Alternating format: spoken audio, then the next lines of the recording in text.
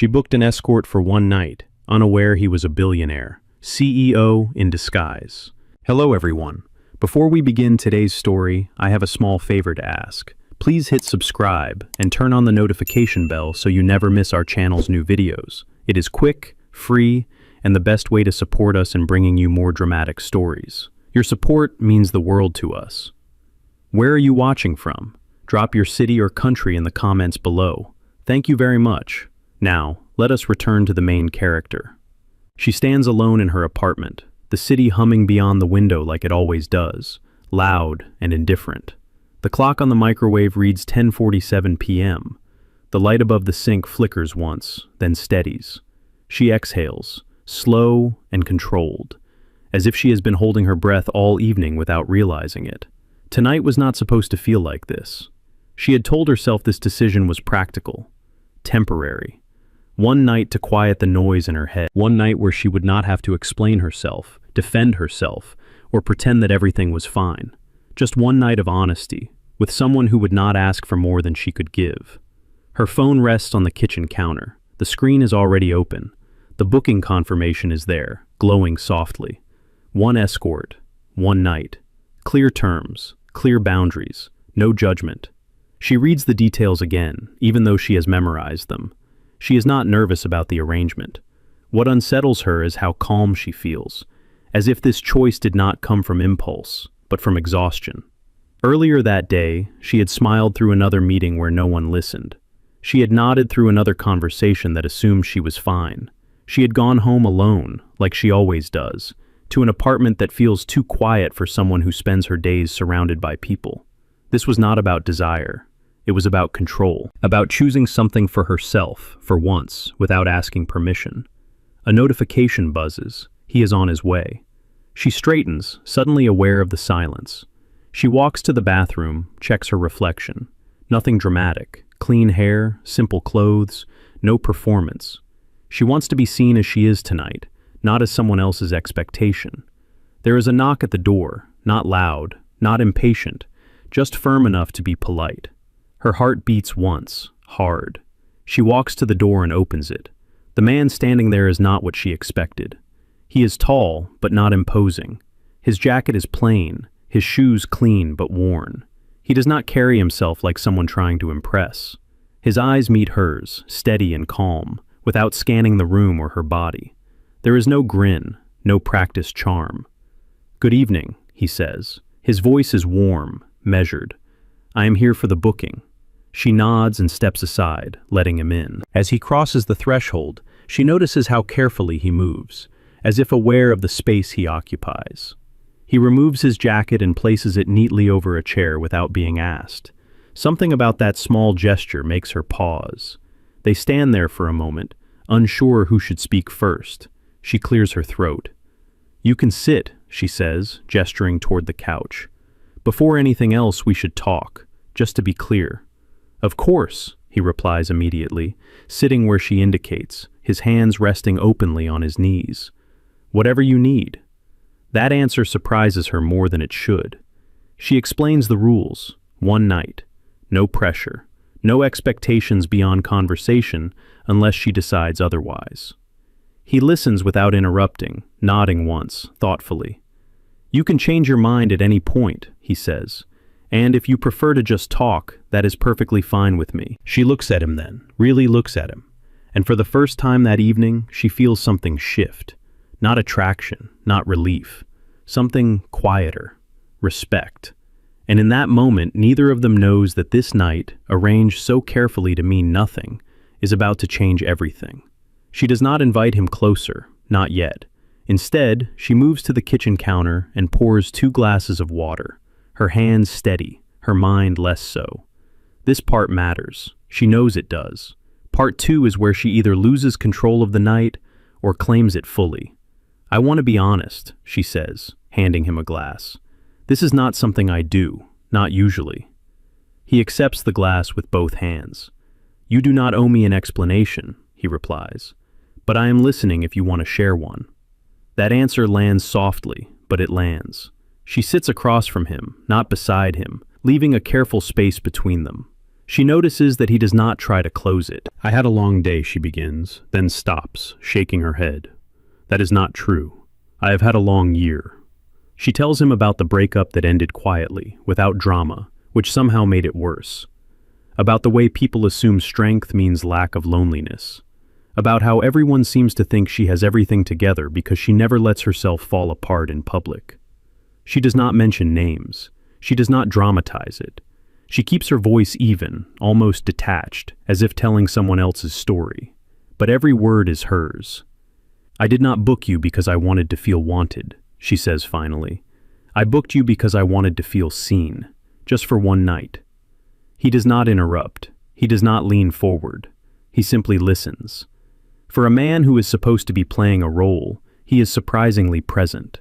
She studies him as she speaks. His eyes do not wander. His posture remains open. There is no impatience in his expression, no sense that he is waiting for something else to begin. That unsettles her more than if he had acted exactly as expected. "When I filled out the request," she continues, "I wrote one line at the end. I do not know if you saw it." "I did," he says. "You wrote, 'Please be kind.'" Her breath catches just slightly. "Yes," she says, "that was the most important part." He nods once. "Then I am glad I came." The words are simple, but something about the way he says them feels deliberate, as if he chose this assignment himself, as if this night means more to him than a paycheck. She clears her throat and straightens. "There are rules," she says, returning to the structure that feels safer. "We already covered some, but I want to be clear. I am listening. No assumptions, no expectations. If I say stop, everything stops. And if you decide this is not what you want, you can leave. I will still pay you for your time." He meets her gaze. "I agree to all of that, and I want to add one thing." She raises an eyebrow. "Which is? If at any point you feel uncomfortable, I will be the one to leave. You will not have to ask." She did not expect that. Most people, she realizes, would have reassured her, or flirted, or tried to lighten the moment. He does none of those things. He treats her boundaries like something solid and real. For the first time that evening, her shoulders relax. She looks down at her glass, then back at him. "Can I ask you something?" "You can ask me anything."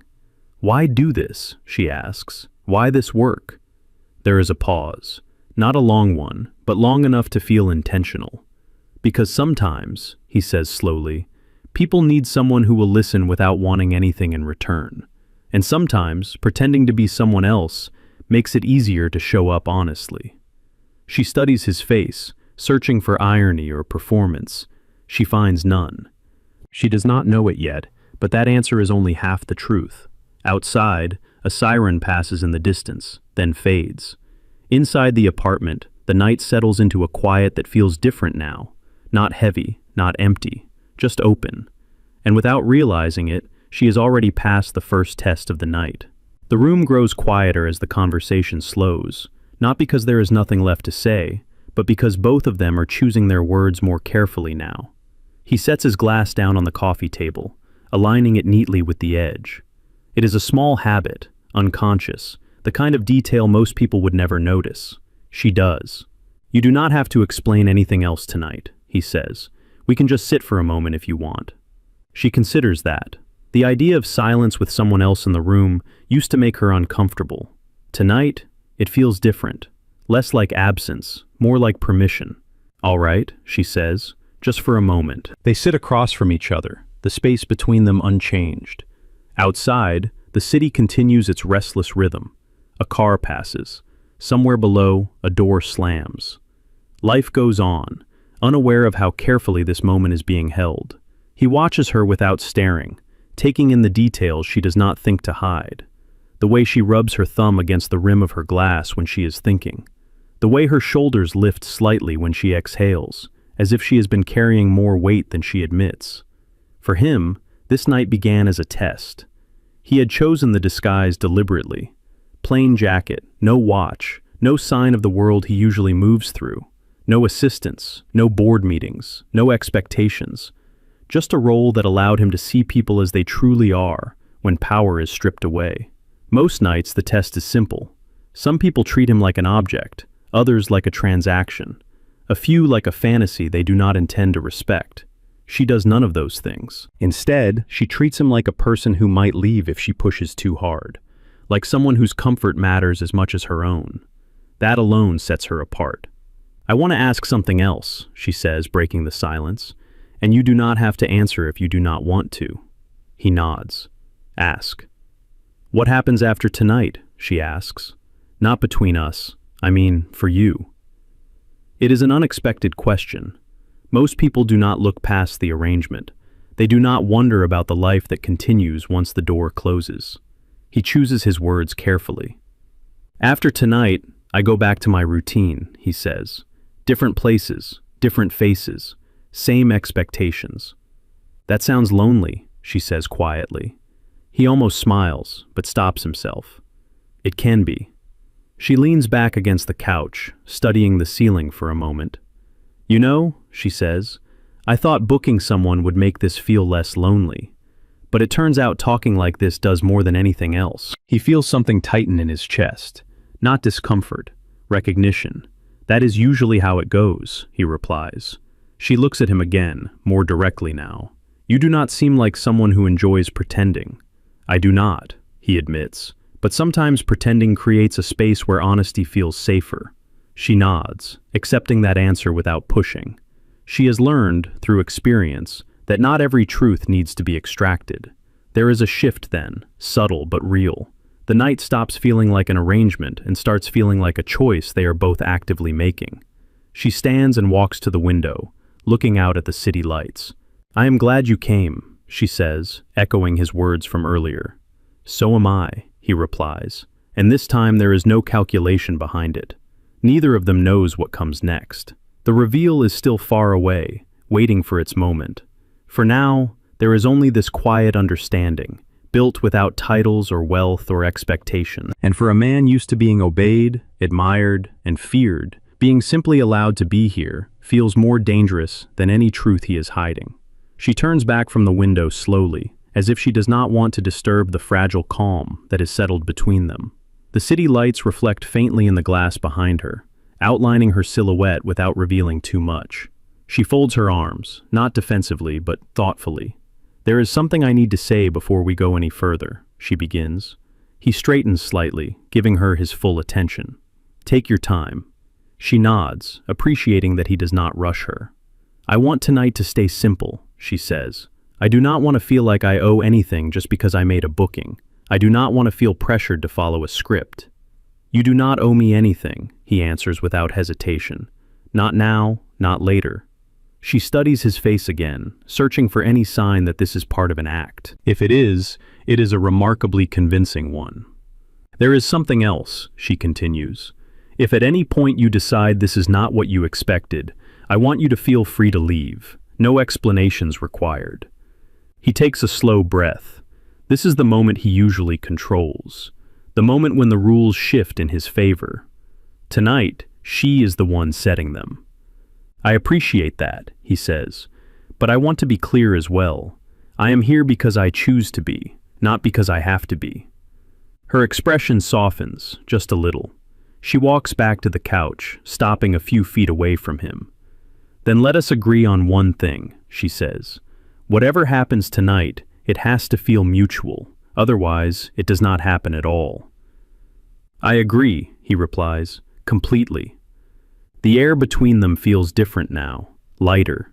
Not because expectations have been raised, but because they have been stripped away. She sits down again, this time a little closer than before, though still leaving space. "You know," she says, almost thoughtfully, "I was worried I would feel embarrassed doing this." "And do you?" he asks. "No," she admits. "I feel respected. That was not what I expected." He allows himself a small smile. Respect should not be unexpected. "Yet it often is," she replies. There it is. The quiet truth that sits beneath so many of her choices. She has learned to lower expectations to avoid disappointment. Tonight, she raised them just enough to see who would meet them. He leans back slightly, careful not to crowd her. "May I ask you something as well?" She nods. "You may." "If you had known exactly how this night would unfold," he asks, "would you still have booked it?" She considers the question seriously. After a moment, she answers honestly. Yes, but for a different reason. Which is? Because I needed proof that kindness still exists without a price tag attached to it.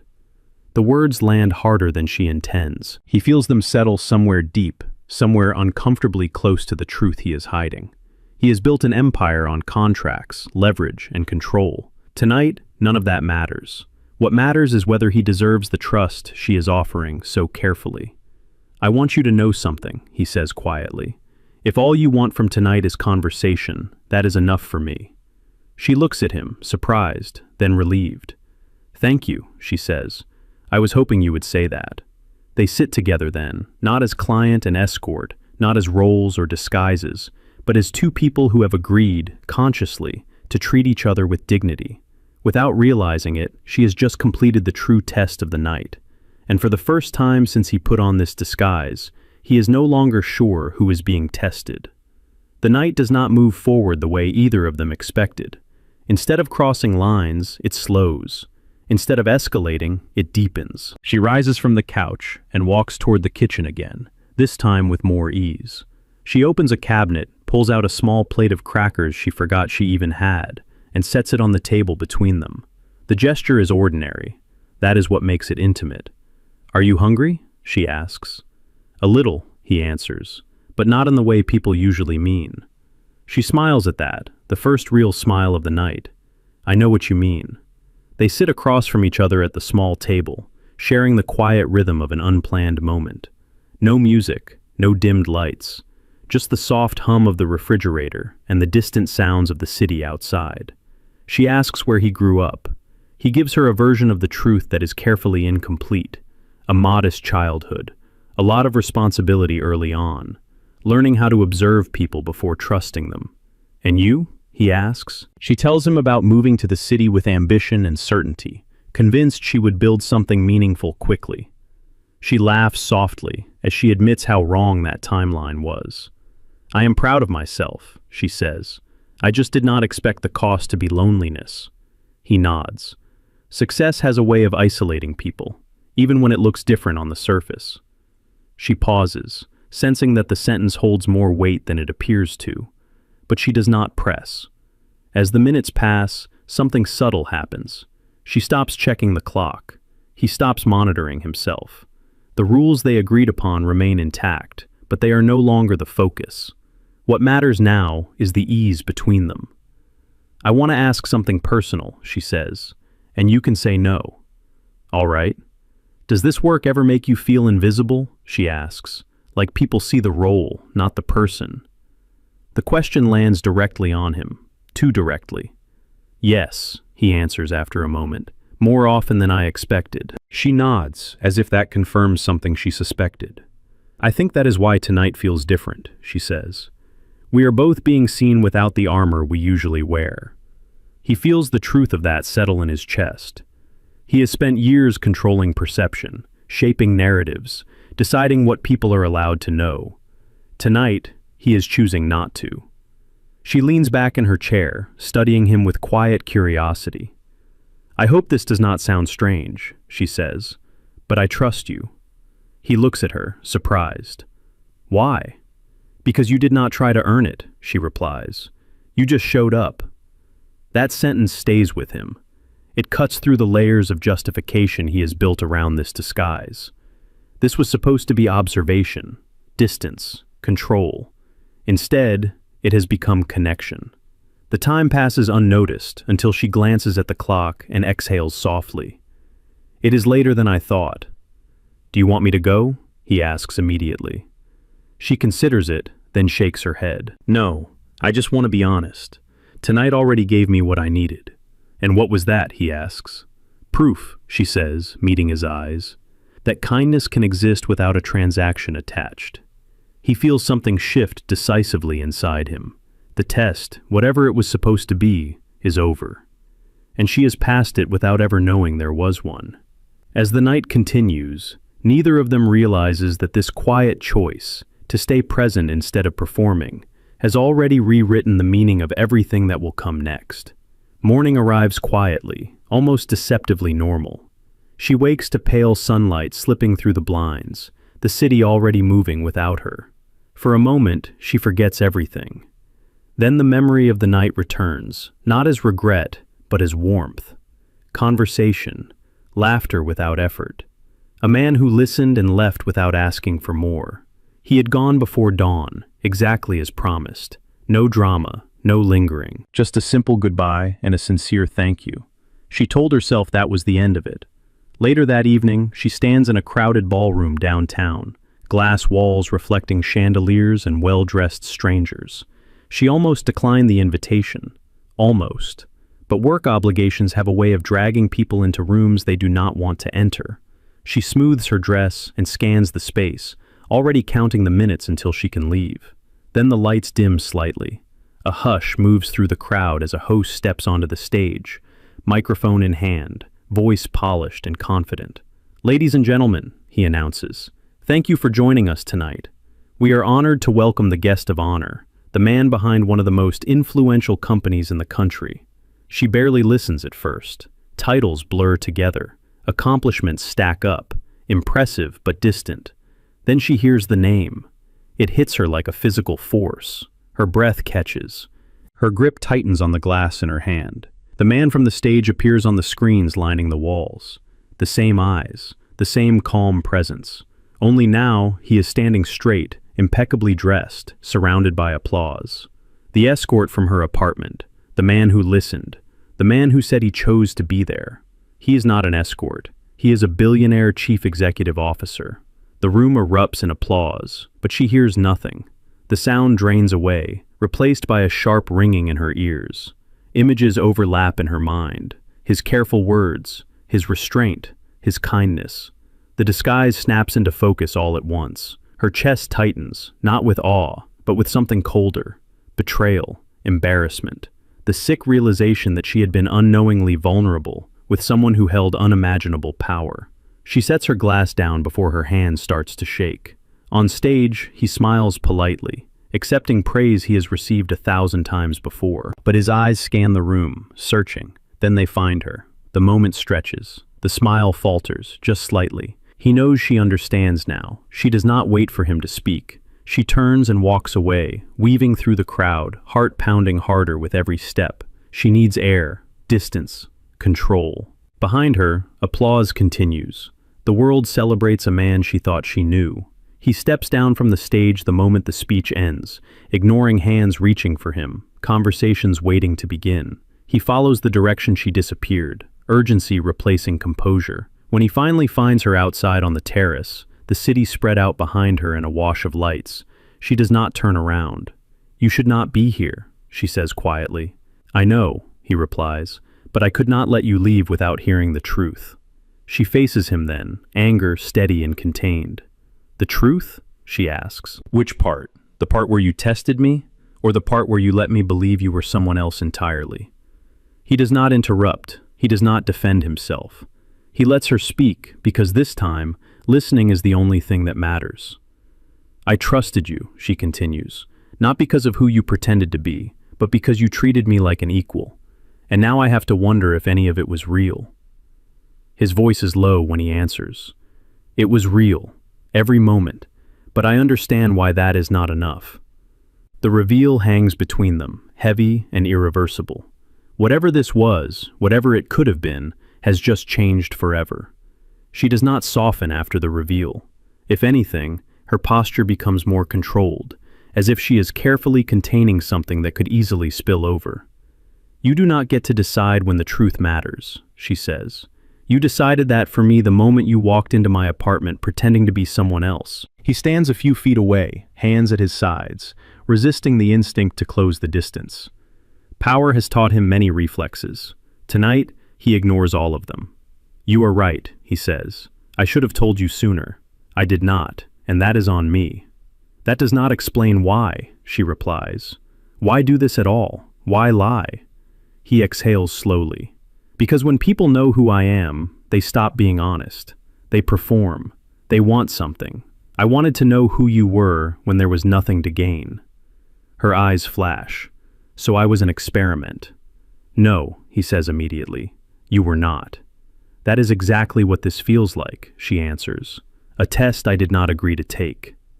The words land hard because they are true. He has built his life on consent, contracts, and control. And yet here, he crossed a line he cannot undo. I never meant to put you in that position, he says. I did not expect to care the way I do. She laughs once, sharply. That does not make it better. Silence stretches between them, filled with the distant hum of traffic and muted laughter from inside the ballroom. The world has moved on, but for her, the night has fractured. You know what hurts the most? She asks finally. It is not that you were wealthy. It is that you had all the power, and you still chose to watch me be vulnerable without telling me the truth. He nods, accepting the accusation without deflection. I understand. No, she says, you do not. You get to leave this terrace and return to a life where mistakes like this are absorbed by privilege. I do not. She turns away, gripping the railing, breathing through the emotion she refuses to let break her voice. When I invited you into my home, she continues, I thought I was choosing honesty. Now I have to question every moment of that night, every word, every look. He takes a step back, giving her space she did not ask for, but clearly needs. If there is anything I can do, he begins. She shakes her head. You cannot fix this with money, or apologies, or explanations. She turns to face him one last time. I need you to understand something. What mattered to me was not who you are on that stage. It was who you were on my couch. And now I do not know if that person ever really existed. He feels the weight of that truth settle fully for the first time. This is not a misunderstanding he can clarify. This is trust, once broken, standing between them. I am sorry, he says quietly. Not because I was caught, but because I hurt you. She holds his gaze for a moment, searching for something she can no longer allow herself to accept. Goodbye, she says. Then she walks away, leaving him alone on the terrace, surrounded by lights that suddenly feel colder than any darkness. For the first time in years, his wealth offers no protection at all. The days that follow are quieter than he is used to. There are no meetings that feel urgent enough, no decisions that bring satisfaction. The memory of her walking away stays with him, replaying not as a dramatic moment, but as a simple truth he failed to honor. For the first time, he does not look for a way to justify his actions. Instead, he looks for accountability. He cancels the next round of undercover visits. No announcements, no explanations. He instructs his team to shut the program down entirely. When asked why, he gives a simple answer. It crossed a line. Then he does something he has never done before. He listens to the silence that follows. Weeks pass. She does not hear from him. Not a message, not a call, not an apology disguised as concern. At first, she braces herself for the inevitable attempt to repair things on his terms. It never comes. What does arrive instead is unexpected. An article circulates quietly through professional circles. No headlines, no fanfare, just a clear statement released by his company. It announces the end of all covert social testing initiatives and outlines a new internal ethics policy focused on transparency and consent. Her name is not mentioned, but the reason is. She reads it twice, unsure what to feel. Later that month, she receives an email from a foundation she once volunteered with years ago, back when she still believed her efforts mattered. They tell her a new donor has funded a program she once proposed, but was told was too small to be worth investing in. A community support initiative, designed by working professionals, led by people who understand isolation from the inside. The proposal she thought no one remembered. At the bottom of the message is a note. There is no signature, just a sentence. This was always your idea. It deserved to exist without conditions. She closes her laptop and sits still for a long time. Meanwhile, he stays away. He does not show up uninvited. He does not ask for forgiveness. He understands now that redemption is not something he gets to request. It is something he has to earn, quietly, without expectation. He takes responsibility publicly and steps back privately. He speaks about power and trust in boardrooms, not as concepts, but as obligations. He dismantles systems he once believed were harmless. For the first time, he leads without control. Months later, they cross paths again, not by design, but by circumstance. A small event, a shared space, no audience. She sees him first. He does not approach, he waits. When she finally looks up, their eyes meet. There is no tension this time, only recognition. He nods once, nothing more. She considers everything that happened after she walked away, the restraint, the changes, the absence of entitlement. When she speaks, her voice is steady. "You did not try to fix me," she says. "No," he replies. "I fixed what was mine to fix." It is not forgiveness, not yet, but it is the first moment that feels honest since the night everything changed. And this time, there is no disguise between them. The city feels different the next time they speak. There is no grand setting, no audience, no reveal waiting in the wings. Just a quiet afternoon, and two people standing across from each other, without roles to hide behind. They sit at a small cafe near the park, sunlight cutting across the table between them. He arrived early, not out of strategy, but out of respect. When she arrives, he stands, then waits for her cue before sitting back down. "Thank you for meeting me," he says. She nods once. "I did not come for explanations." "I know," he replies. "I will not offer any." That alone tells her how much has changed. They talk slowly, about ordinary things at first. Work, the city, the strange comfort of routines. There is no rush to define what this moment means. Both of them understand how fragile trust is when rebuilt from honesty instead of charm. Finally, she sets her cup down and looks at him directly. "I need to say something," she begins, "and I need you to hear it without responding right away." He nods. "I am listening." "The night we met," she says, "I was not looking for love. I was looking for proof that I could still be treated with dignity when nothing else was promised." She pauses, steadying her voice. "You gave me that, and then you took it away. But what matters now is what you did after." He does not speak. "You did not chase me," she continues. "You did not try to buy your way back into my life.